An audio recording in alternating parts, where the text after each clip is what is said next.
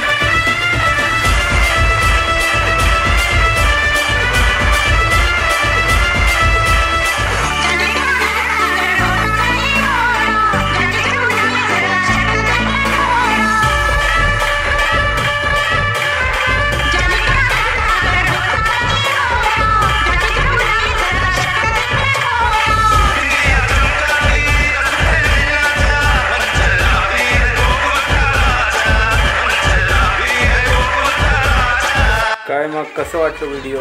आवडलो असेल तर नक्कीच लाईक कमेंट शेअर करा आणि नेक्स्ट व्हिडिओसाठी सबस्क्राईब करून ठेवा। तवसर देवा काळजी।